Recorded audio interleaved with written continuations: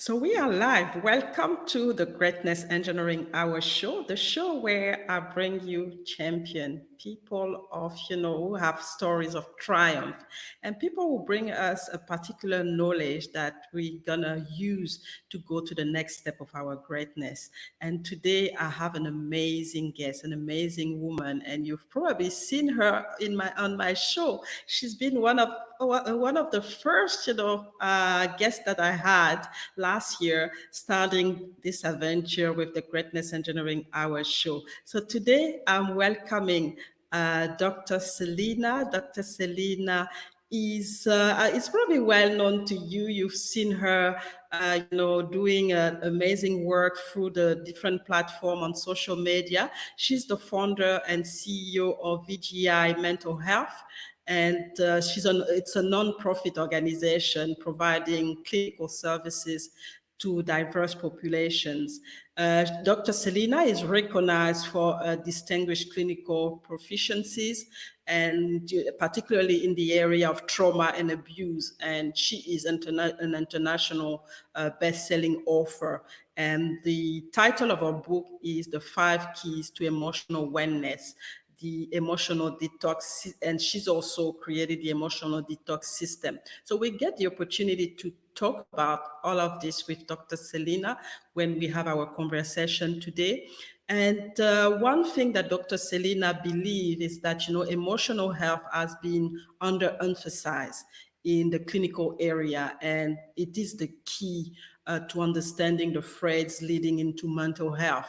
So Dr. Celina is well known. She's well known in the US, in Cabo Verde, in West Africa, where she has her origin, and she is known as the ambassador of emotional health.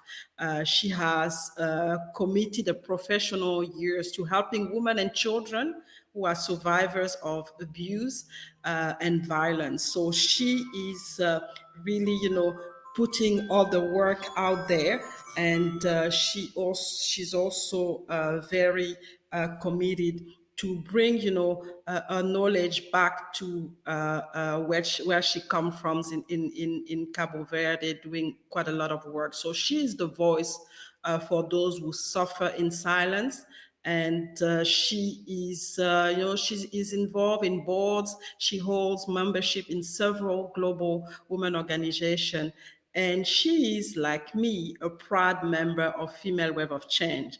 And she's a global presenter on health and trauma. So let me bring Dr. Celina so that we can start our conversation. So help me welcome her and really have, understand what we're going to talk about. And today we want to focus our conversation on the chaos that lives inside and the mind and the heart of our children who had no chance. So we will certainly learn a lot from Dr. Celina today. So have your pens, have your paper, whatever you can grab, because today is, learning day, and don't miss out because, she is amazing. So don't go anywhere. I'm bringing Dr. Celina with me now.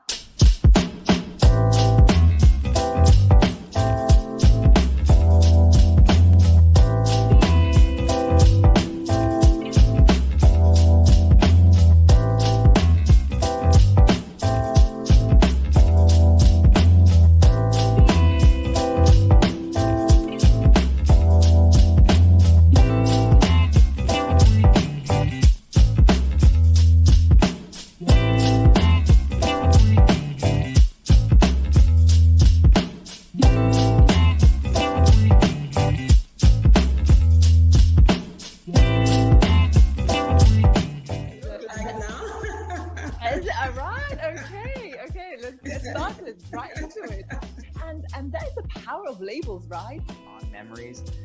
But as I got older, I started to be more aware of some of the abusive sides of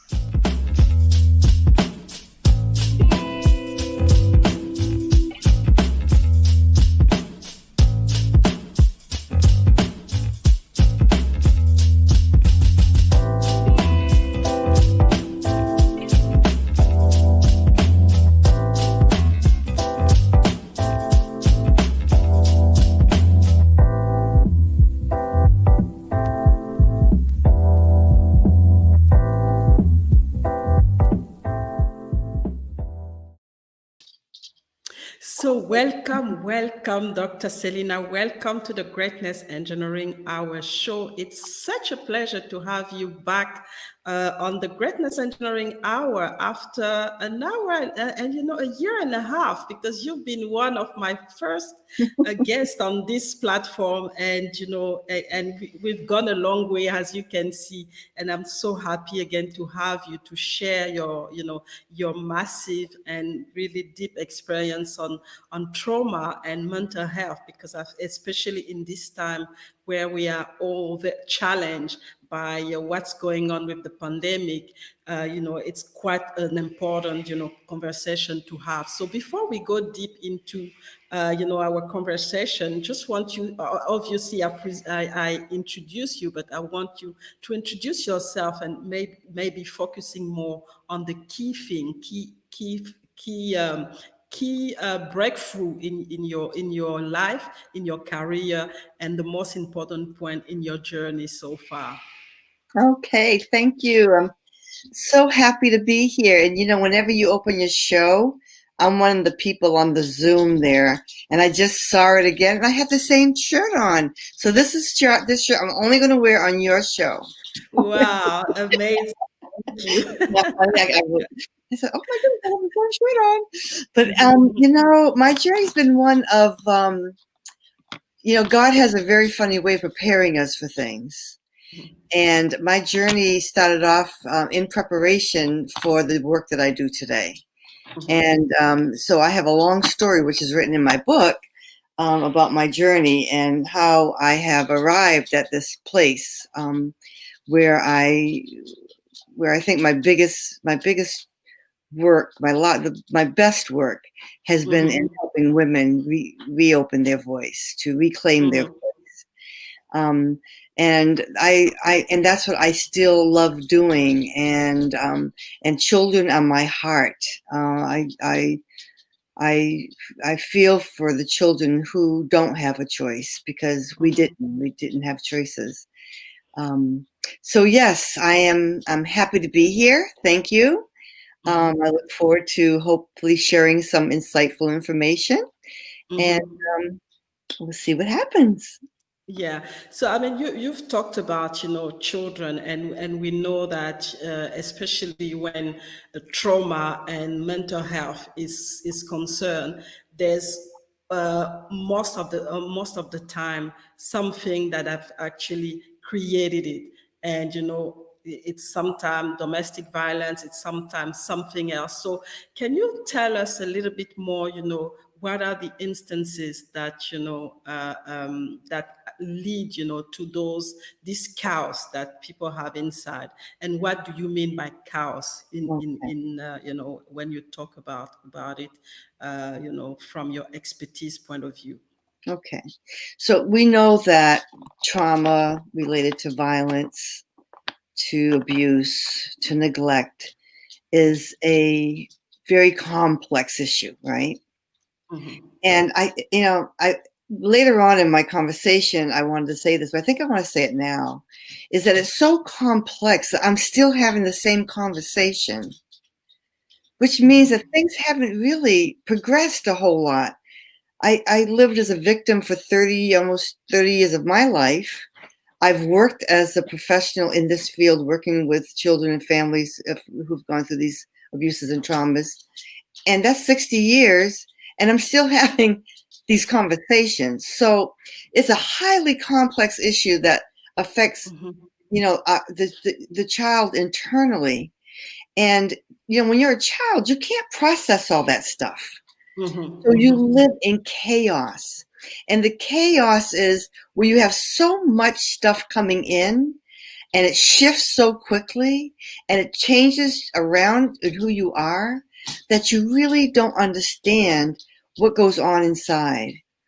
And many times the flavor of all of that becomes very bitter, because everybody else turns on that child as well, because now that child has a problem, or that needs to go see the behavior specialist, or they need to get medication, or they need to go into foster care because of so it's always the childs, we compile things on these children, and I can even, as a child coming through some of that, can remember, Celina was very smart. What happened? She's not doing any work. She's not coming to school. She needs to go to detention. She's not talking in class. But nobody took the time to understand what was going on with Celina. So this is a very complex situation. So what I'm saying is, let us explore and try to understand, because I'm not quite sure that we got it yet. The chaos that lives inside the mind and heart of our children who had no choice. Who had no choice. They didn't make the choice for these things to happen in front of them, around them, through them, and to them. So trauma related to abuse, violence, neglect fragments. My book is about fragmentation, and that's why oneness, fragmentation into oneness. But this fragments the mind, body, and soul. And these fragmentations will penetrate the innocence of a child. Love that. They take away our innocence. We have to start doing things that we had no choice, no power, no defense, and had and move into an understanding of how to transition, and now into this body. Me was at 8 years old. Transition into this body that's laden with internal chaos. What is this war going on inside of me? Why don't I like candy apples anymore? Why do I want to learn how to smoke cigarettes at 12 years old? Or whatever the case might be. What is the defects that we create to make this infection worse? So think about this. So those are key question. And one thing, sorry to cut you, is you said that it's been going on for years, but what is it not? Why is it still going on? Because a lot of people have gone through it. Like you said, a lot of the children have been affected, and then they are adults right now. What do you think are the key blockages that stop this thing to go away and still be present 60 years after you experienced it? My sentiment about this is that we all, as professionals, we know what we're doing. We know our work. Teachers know how to teach. Therapists know how to do therapy, and so on and so forth. But there's no consistency in the care plan. Yes, they have wraparound services here in the United States where everything is getting implemented. But for certain families, it's important that we have a consistent collaboration of everyone working on the same importance of the rebuilding and restructuring of this child and this family. In many instances, we become fragmented as well because we don't know what the psychiatrist, why, the medication and then how much you're giving them, because we can't get in touch with you. We don't know if there's a medical condition, because I want to know, is this change in behavior because there's something going on someplace else in this child's body? We need to look at that picture. We don't know, if the child, if DCF, which is our I don't know what you call it there in the Netherlands, but no, I'm sorry, you're in Australia. But it's the place where they come and they protect Child Protective Services. What their plan is going to be, and we find out eventually. But we don't know what the courts are going to do if it's an older child.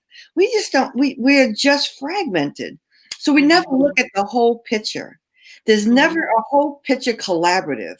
There's never a picture of, okay, every quarter we meet with all of the collaterals, and we're going to figure out what's the best sauce to put on this problem, so that we can create a better flavor. It doesn't happen, and these kids need so much more than what they've been given, and it's not anyone's particular fault. It's just that the system has not identified it in a succinct, more effective way Mm-hmm. They have put plans in place, but they have not created the effectiveness that it needs. And I'm going to talk about that a little later. But that's Mm-hmm. my theory, is that we need to turn this fragmentation into a oneness. And that's Mm-hmm. the Mm-hmm. whole picture together and creating this. We have to restructure this whole system. It's not just, Mm-hmm. well, there's many systems involved in this transition. It's not just emotional and behavioral. Mm-hmm. Mm-hmm. Mm-hmm, mm-hmm, mm-hmm. And I'm not. that's very powerful because and I like the fact that you talk about collaboration being key to this process so that we can find a solution and start to eradicate all of this because in a way we all live our own life and we do things differently and we don't come together to look at why don't we go as one in the same direction. And this time with the pandemic actually teaching us that because this disease started in China and now it's now spreading all over the world. It's been spreading all over the world and we've not been able to address it. And again, it's going to take collaboration, people, working together, looking at the whole picture to be able to sort it out and get to something that we can manage. And it's the same in everything, and especially in this key area where children are involved. So you talked about your system working, bringing all this fragmentation together into oneness. Can you explain to us a little bit more, what this system is all about and what are the key steps and the key thing that you consider to do this work?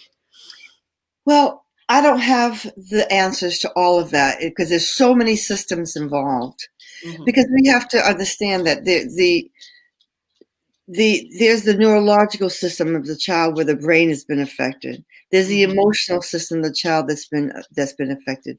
There's the physiological area of the child. There's the somatic things that happen to the child. There's so many areas that have been affected. There's the learning areas that have been affected. So it's a matter of people sitting down, and not only that, Marielle, there's also the environmental issues that have been affected. Mm-hmm. So when we think about living in this internal chaos, we have to also look at the child's environment. Where does the Mm-hmm. child live? What does a child see when they leave the school ground? What do they see when they're in their community? I had my very first time I opened my office was in a community of where there's a lot of it's a large immigrant community in Massachusetts, and I had my office there. And my daughter and I were coming into the office one evening, and there was a dead body down the street. You Oh. know, I'd never Mm-hmm. seen that in my life. And my Mm-hmm. daughter, thank God, was in high school, old enough not, that we could get through that. But how many times do kids see that? How many times do they see these kinds of disturbances next door neighbors or down the street, or their best friend hung themselves, or you know what I mean? So Mm-hmm. there's so many compulations, so many layers that Mm-hmm. begin to build. Those are external layers that come in and take heed to things. But there's also those other layers that are important. That the layers that your child has a problem. Mm-hmm. Why is the school calling me all the time? Creating more volume in the house. Mm-hmm. Um, and you don't tell them about your father. Don't tell them about the uncle, or whatever the case might be. So the secrets begin to mount. Secrets and shame and fame, and fault and blame. All that are also layers. Those are Mm-hmm. serious layers. There's also, there's so many layers. The kid getting in trouble at school all the time, or you got in trouble at school all the time. When you get home, you're going to get it at home. I mean, Mm-hmm. the layers of kids doing self-harm. A little girl who burns her arm. I Mm-hmm. mean, I had a whole group of adolescents. She just called me the other day. She's almost 28 years old. And I had her and a whole group of young girls when they were in high school. They were all Mm-hmm. cutters. We actually wrote a book called One Cut Too Deep. And they all Mm-hmm. put poetry in it. They're all doing well because you Mm-hmm. know why? I went totally out the box. And I would bring them in I needed to build the heart out. So the key to the oneness is that you have to have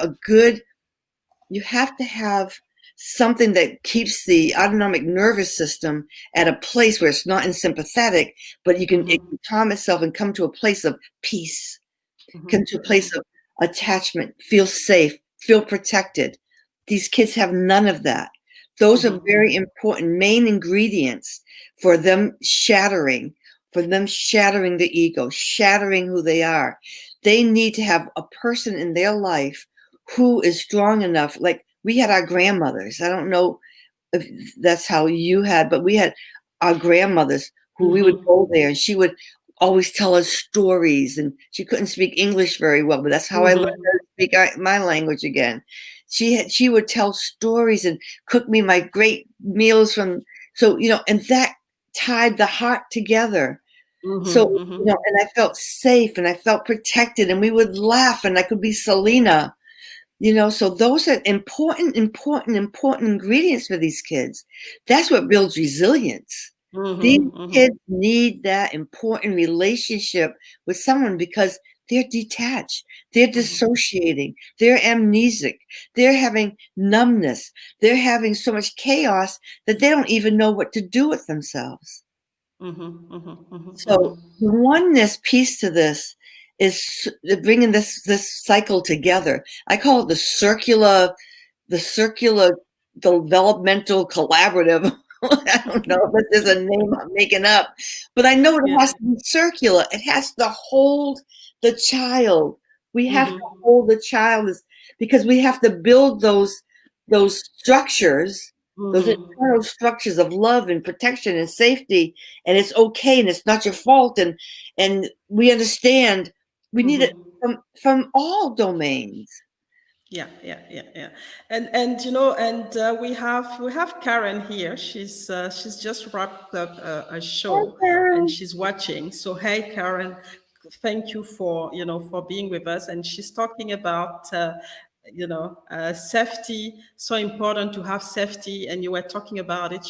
For children to feel safe, to feel at peace, and when this structure and I was listening to you because you told about the structure which is completely destroyed. So when this structure is destroyed, how do you reconstruct it, or how do you move from that? Because obviously it has a long-term impact, but people like you went through it, and you've basically reconstruct yourself. But is it something solid?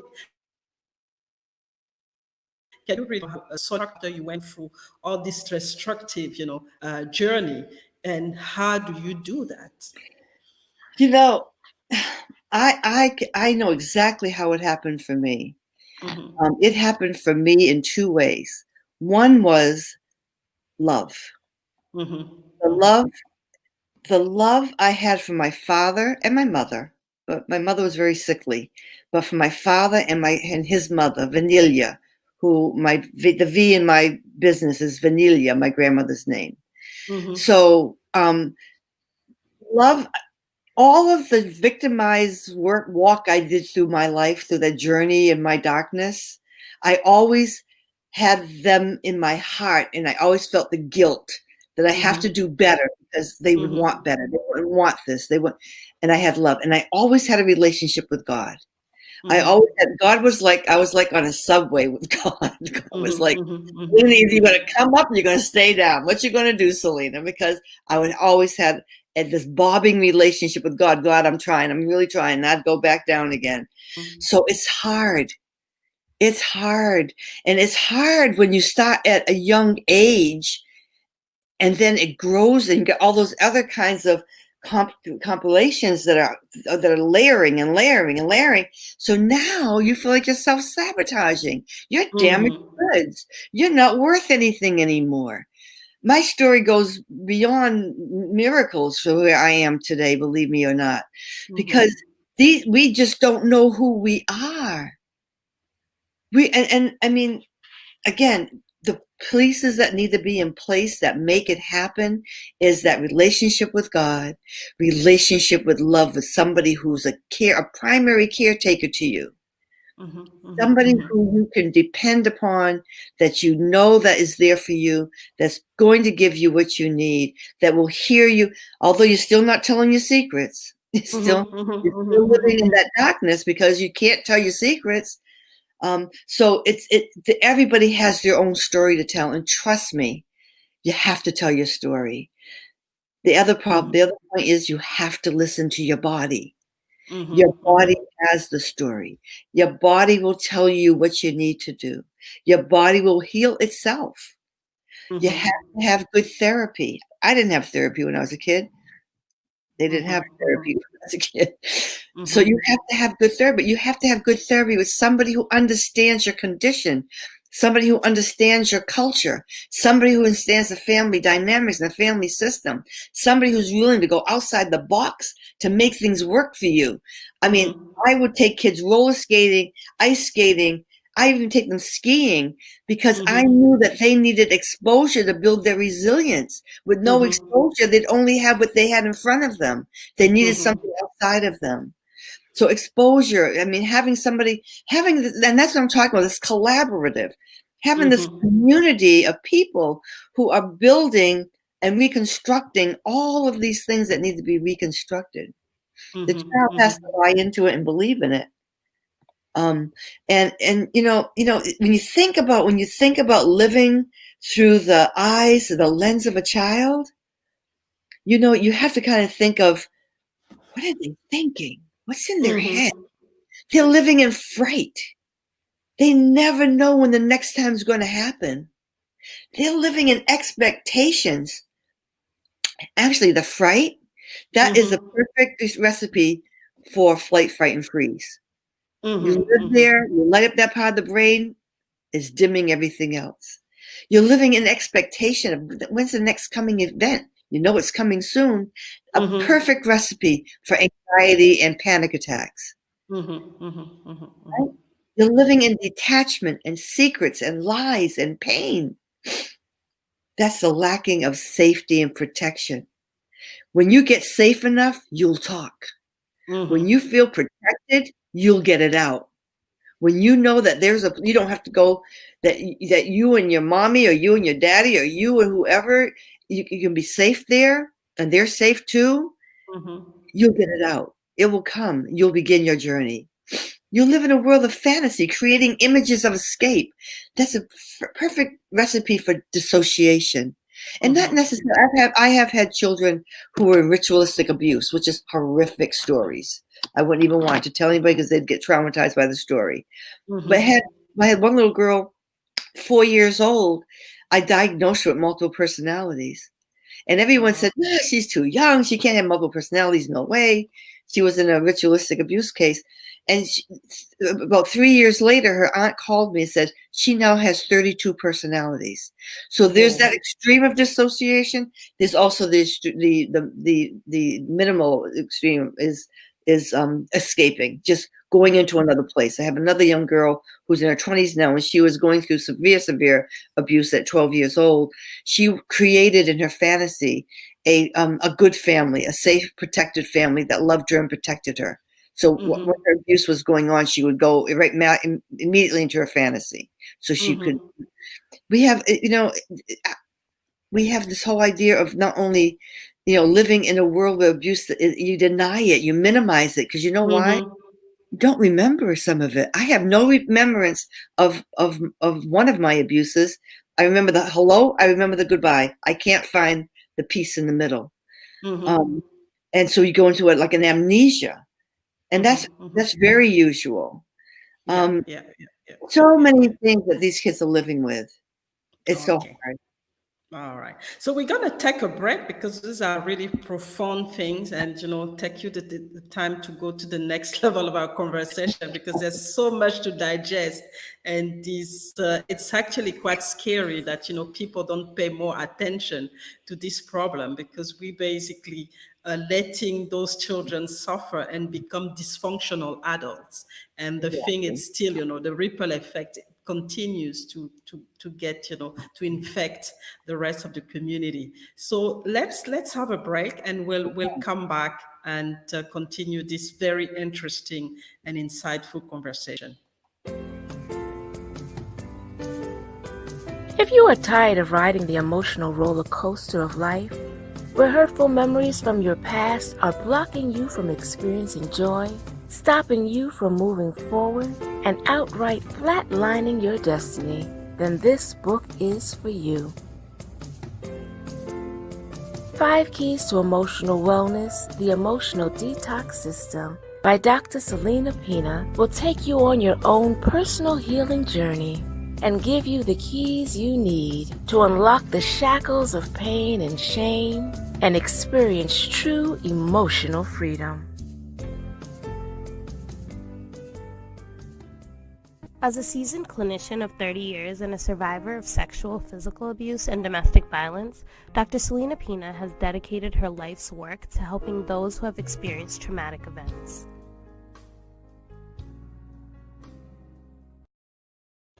So we are back. We are back with Dr. Celina, and trying to understand, the children, the chaos that's live inside the life of the children that have been abused, and the impact that it has, not only in the short term, but it also in the long term, and in the community, in the family, setup. And you've described all of this. It's just so deep that you, like I said, I don't understand how people can recover from that, because it's just too deep. But then when you have discovered, do you ever are you ever free? Whether do you still have triggers, and how do you address that? Because obviously you can't do it on your own. So what do you put in place? And I've seen that you have your book, The 5 Key to Emotional Wellness. So what are some of those keys? And if you can elaborate a little bit more on that. Sure. So, know what I find very interesting? So, the people have a series of abuses. I've had a series of abuses. Some people have had them much more severe than I, some had much less. It's all relative. It doesn't matter. It's how the person responds. And you work through it. And I've worked through it. I think through my own work as a therapist, I've worked through many others, and writing my book and having the supports that I've had in my life. My father and mother still don't know what happened to me, because I never told them. But I think that is what's very interesting to me, is that we begin to start receiving, our brain begins, there's this thing called plasticity. So plasticity in our brain, it picks up on what goes on in our environment. And it's an influence of environment. The brain changes due to repeated stimulation, right? So when you're younger, you're picking up on these things, and as they escalate, your brain is escalating with it, and even if you never get hit, touched, or anything, it's still happening. What I found interesting was that the abuses that occur to others that are outside a love connection, like a mom or a dad or somebody that you feel a close tie to, seems to be much more triggered than maybe the abuses, that depending upon the abuse that occurred by others. So with all the abuses that happened with me, the one abuse that triggers me still, that I am unable to dissolve, is my stepmother. And it was a psychological abuse. And it's because she was trying to hurt my father, who I loved very much. So I don't work with families, families who have stepmothers, because I'm afraid I won't be fair to them. So that is a trigger for me. And because it has something to do with somebody that I love so much, and the story goes on with that. But so I find that very interesting, how the brain works and how it maintains things. Sometimes you think you're working on something with a child or an adult, and because it was so traumatic, but it's really something else that happened back there that really is hurting their heart a whole lot more. So anyway, so it's interesting how the brain works, because the brain is our mirror. I created the 5 keys because I was in Cabo Verde, and I was there vacationing, and I started seeing a lot of the mental health disparities that were going on right in front of me. And I was like, oh my goodness, I have to write something for these people, because they weren't really, I didn't see a lot of trauma. I didn't know at that point in time, didn't know any trauma trained people. So I said, well, let me write something. So I decided to write the 5 keys, a workbook that people could use, just generally to help the therapists and the clinicians there, the psychologists there, to have a tool that they could use. And I would supervise them, maybe, virtually, to help them get through the process and maybe grow more into trauma-based stuff. So the keys came out of knowing that we have to dig deep. We have to be able to look at. I created this platform with it's called the Heart Waves, and the Heart Waves is really looking at what were the ways that occurred in your life, and I have 3 different areas that they look at. It's like a thread of life. It's like their life continuum, but it's done in a different fashion. And they take that, and then they go to their inner culture tree, and then they start plotting all this information. And then they go to another thing, and then eventually we go to this tree and we create their authenticity. So all that happened to me, what do I bring in? What do I want to keep that wasn't mine? And what do I want to get rid of? But what was really me?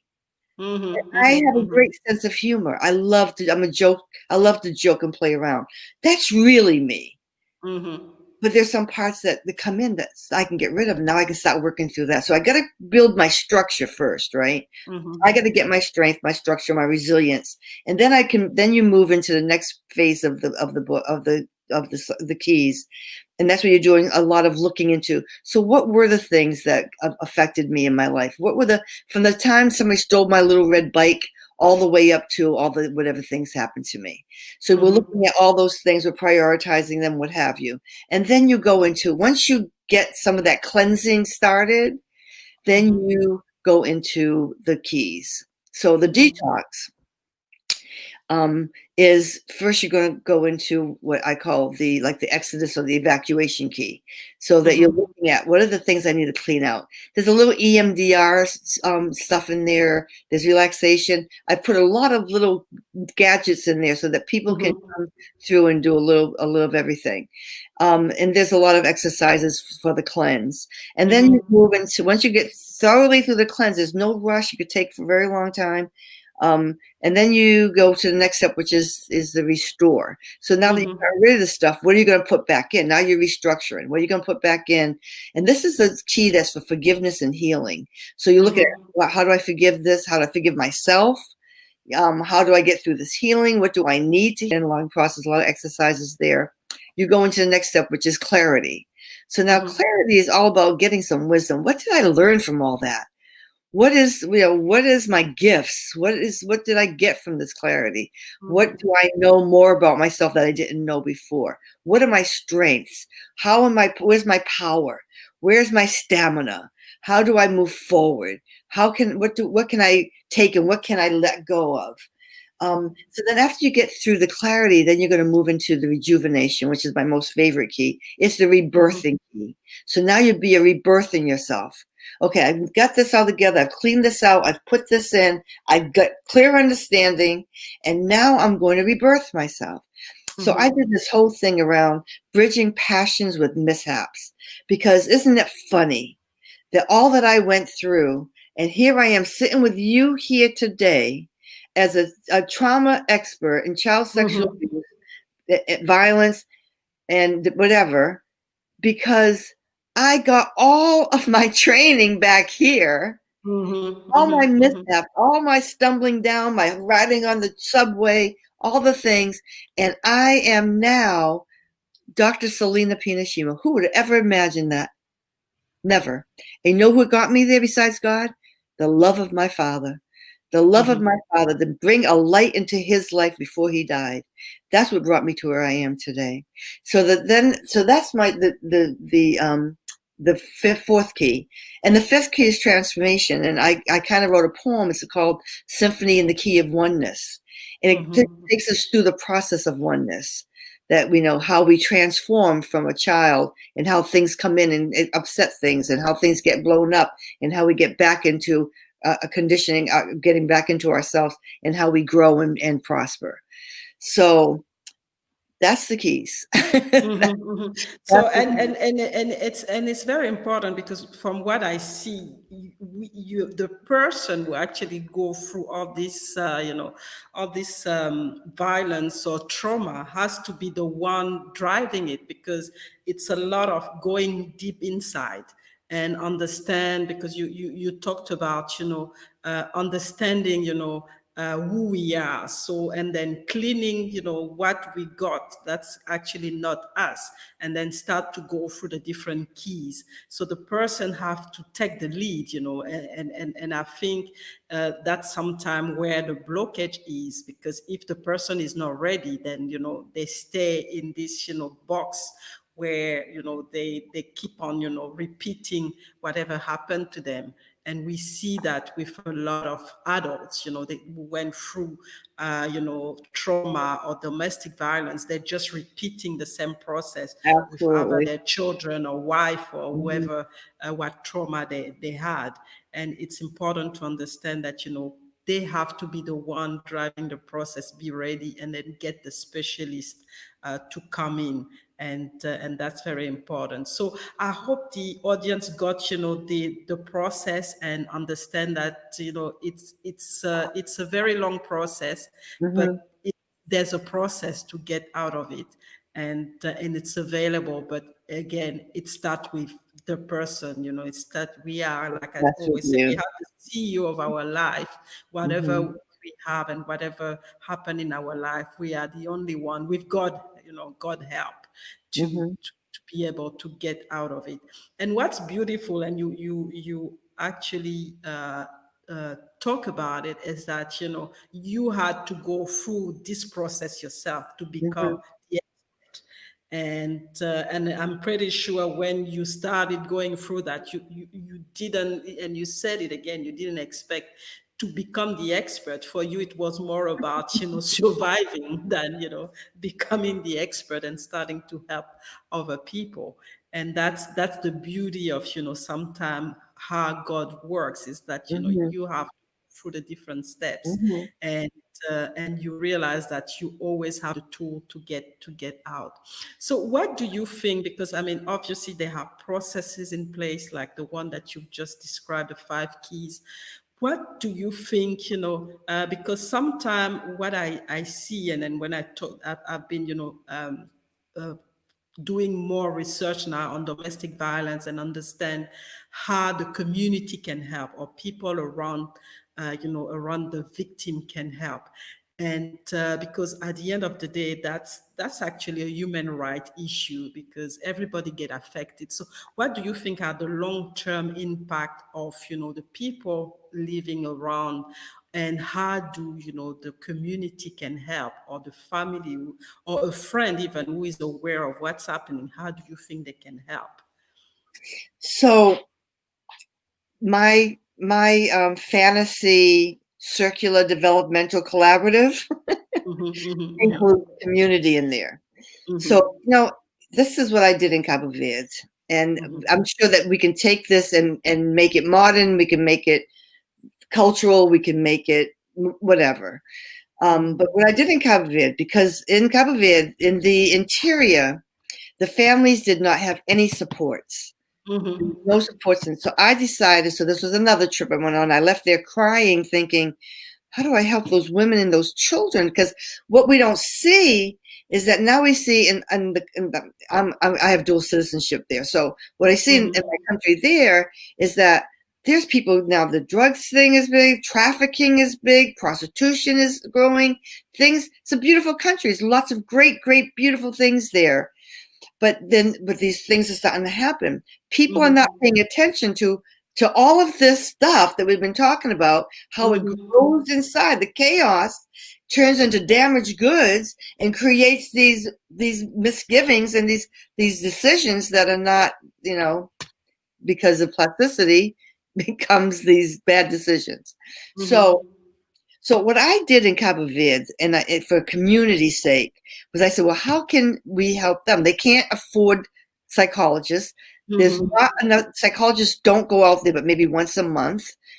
We know that this needs a lot of love. So I said, Mhm. let's create, I call it Healing Hearts and Empowering Voices, circle. Mhm. So we created, I went out, once the pandemic's over, I'm going to go back and finish the training, and did 100 women. And everyone said, are you kidding me? Women in Africa, they're not going to, mental health? No way. I said, no, this is not Mhm. mental, this is emotional health. Nothing mental health. Because whatever you need to say to get them in there, right? And it is emotional health, because emotional health is important. It's what if we Mhm. clean that up, we may not move into depression and anxiety and some of those kinds of things, and all of the D's that they give us in Mhm. diagnostics. But so I went there and I created circles in several areas. And we created the women were telling their story. They were crying. We offered them. We did it culturally. We did it with with drums, because that's our culture. We did it with food, because that's our culture. We did it Mhm. with all those things. So we infiltrated it in their way that they could receive it, they could understand it, and they would feel safe in it. That was the most Mhm. important part. So for them to feel safe, another woman came with me who told her story. And they were in awe, like, you're telling your story? Oh my God, can I tell? And it was amazing and it was beautiful. And now I'm going to go back, and I'm going to train the people that they feel safe with in their area, in their village, and train that person to be the leader there. And I'll train Mhm. two people to host the circles that they feel can be have leadership abilities and can Mhm. host the circles, and they'll continue with their circles, and they will Mhm. sit there and they will have their outlet. But the problem is they need safety plans. They need a place to go. They need a place Mhm. to run to. They need a place where somebody's going to come in and say, let's make a plan. Let's put your safety plan together. And I'm going to do all that there. And that's what we need to do everywhere, is how do you get free? Mhm. How do you smell freedom? And how do you want to taste it? And so let's Mhm. figure out how to put that in place for you. And these are all the things you need to do. Very simple. And once you get those in place, then you flee. But these Mhm. places, there's only one domestic violence place in Cabo Verde. It's on one of the islands that they can't get to. So Mhm. my other dream is to open something where people can have a place to have refuge. So you have to create an environment where women can feel safe. They're not going to leave if they can't pay the rent. They're not Mhm. going to leave Mhm. if they know that they're going to be found. They're not going to Mhm. leave if the police departments need to be on board with this. There's so much work. This Mhm. is the reason why I'm still having these conversations. Mm-hmm, mm-hmm. And you're right. We have now a lot of the awareness, but it's a big it's a real big Denial. problem. And one question I wanted to ask you, because myself being originally from Africa, I know that those things are not taking care of. You just have to keep going. Sometimes people, you can see that people are in a mental challenge state, but nobody cares about it. And when you talk about it, it's like, oh, it's not an issue, just keep going and then continue with your life. So how do you think the cultural background of people have played in the work that you've been doing? So, what's been this in the United States, my biggest contender has been the court system. Mm-hmm. The court system, um, all they do is break you down. They break you down. They break the kids down. They break the families down. In Africa, my biggest contender were the politicians. Mm-hmm. The politicians for me, and finances, because you have to finance these things. But it is a lack of resources, Mm-hmm. not having the resources. But you have people who are out there talking the talk and walking the walk. And there's a lot of women doing work in domestic violence there. I sat on several panels there. Africa just needs to have more awareness, has to have more of a voice. The women, and they're stepping up and they're talking. We need to join hands. We need to create a circular embrace our sisters campaign or something where we're all on the same vocal tempo or whatever rhythm and create a voice and create a strong voice. But in order to create the voice for those who are suffering, it has to be we have to have more than just a voice. We have to have all those other elements that they need. But things are moving. They're just moving slowly. And you know, my thing is that, you know, I don't know. There needs to be money. Money needs to be, you know, there has to be, I don't know how to do that in Africa, to have money aside for families who suffer like this. You know, I mean, women are going to jail for men abusing their children because the woman cussed out the police officer. You know what I mean? So it's like a man system. We had to break through that. We have to break through some of that. I don't have the real answer, but I know that there's a lot of work that needs to be done, and we all need to do it together. We need to create a platform where women are talking about how do we manage global domestic violence, and how we stand on this platform together and create that, whatever that fantasy plan is, to create this voice. And how can we make realistic moves? Not emotional, not angry, but realistic moves to get things going, to get you know, people safe. And I think what, you know, I get from what you saying is that it's been, you know, there have been voices, and what people think is that it's actually not their problem. And what we, you know, I think the narrative has to be now to let people know, like I said, that it's a human right issue. So it's a Absolutely. collective issue. Even if you're not, you know, in this domestic violence, even if you didn't go through this trauma, it's gonna affect you in any way. We all connected, because you letting somebody become a dysfunctional part of the community, and at a certain point, it's going to affect you. And like you said, we see, you know, people taking drugs, people, you know, getting crazy and doing all kind of things, you know, killing people. So at the end, we are part of it. So we have to be part of the solution wherever we are. We don't have to be, you know, psychologist or, you know, trauma expert. We have to, you know where we can help. And that was, you know, the reason of my question, where, okay, how can people help, you know, because we can always help. There's always a way to do that. So let's have another break, and then we'll come back and conclude on this amazing, you know, conversation that we are having. So don't go anywhere. We'll be back with Dr. Celina for the last part of the show.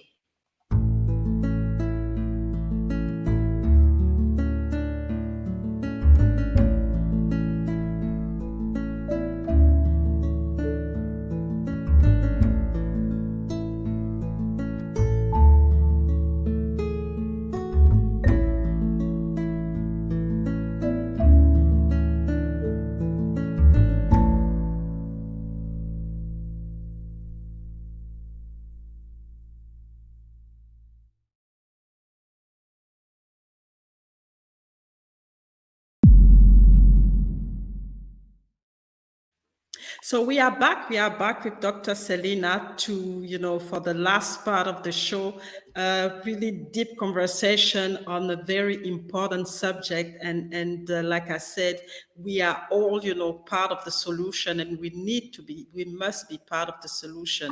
And, you know, before we, you know, get out of this platform, Dr. Celina, I mean, you're doing an amazing work in the US, in Cabo Verde, and, you know, things are starting to, you know, to progress in a way. You're helping, you know, many women, many children.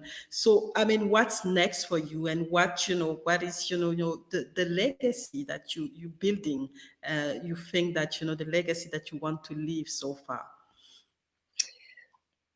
Well, I'm not done yet. I'm That's good just, news. I'm just getting started. Mhm, Um, mhm, mhm, I just want children to be able to take deep breaths.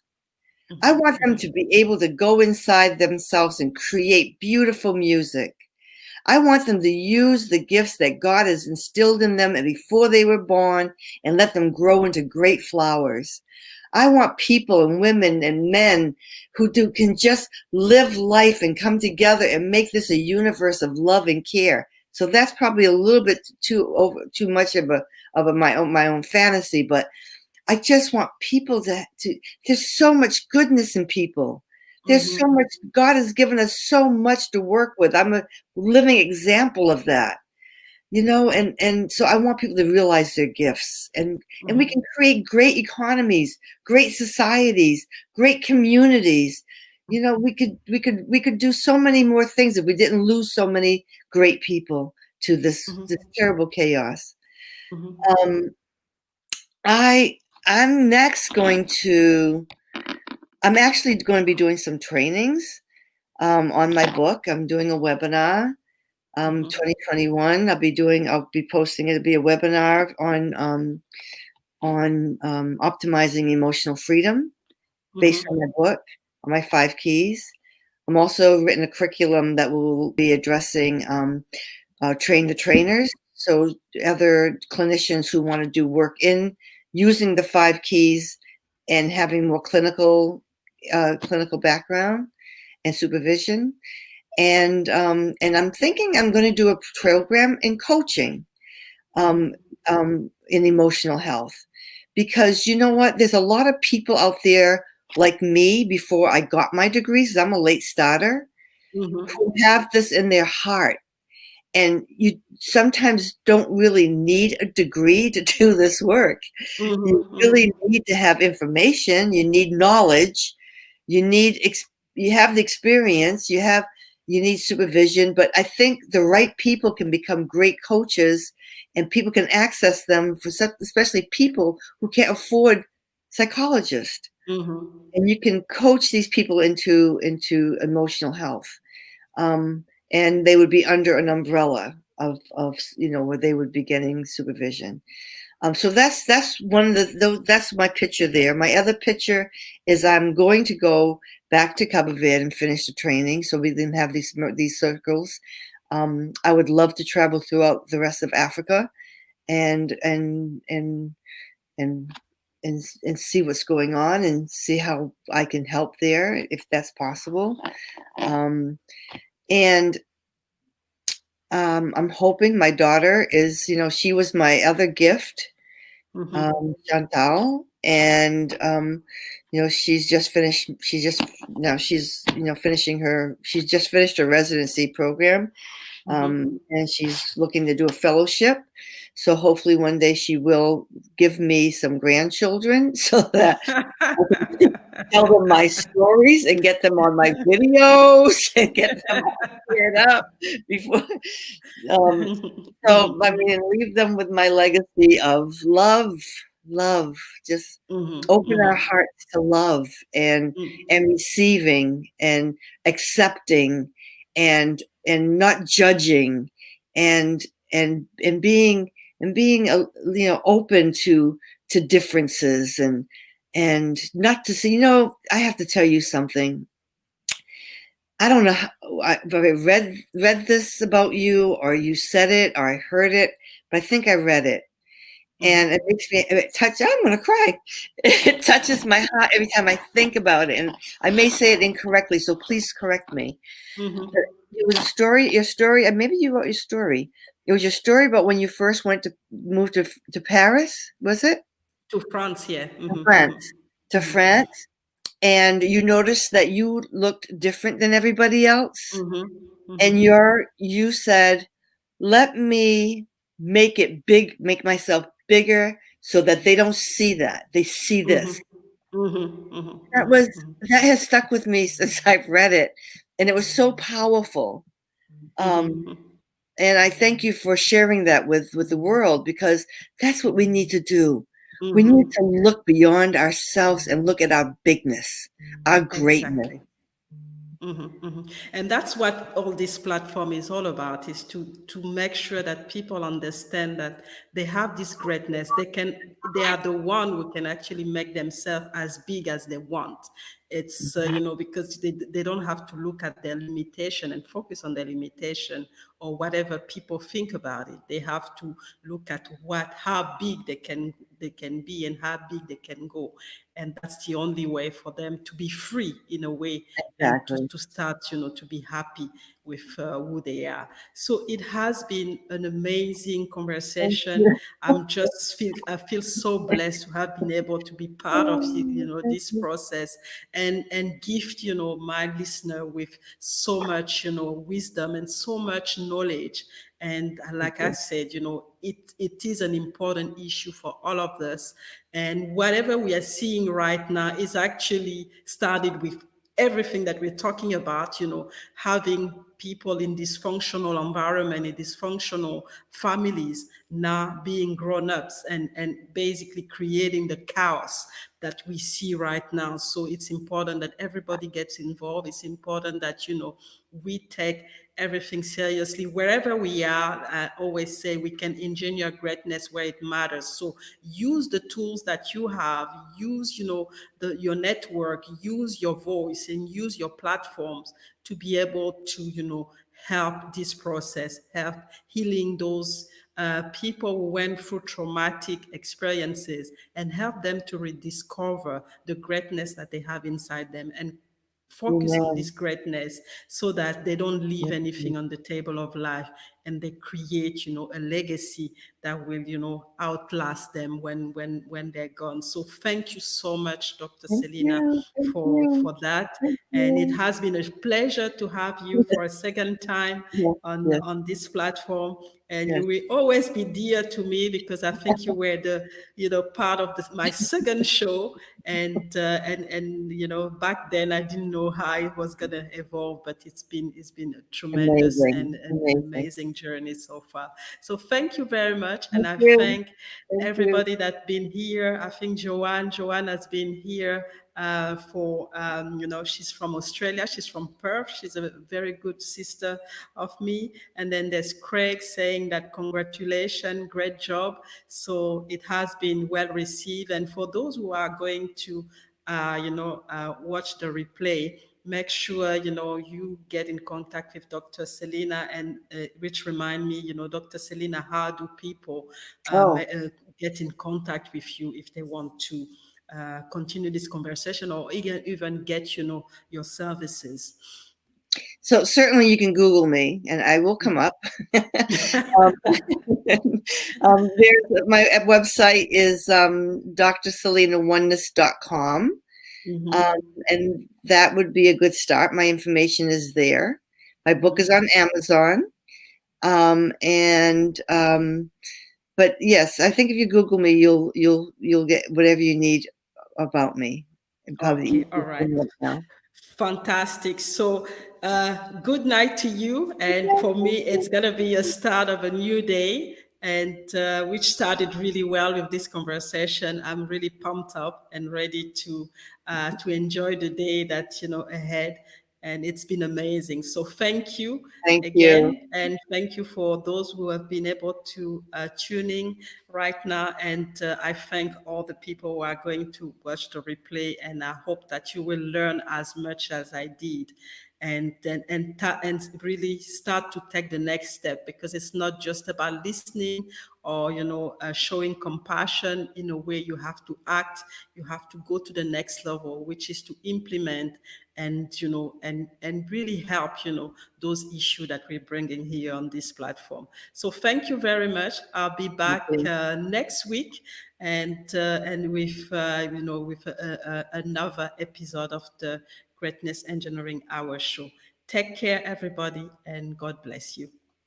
God bless.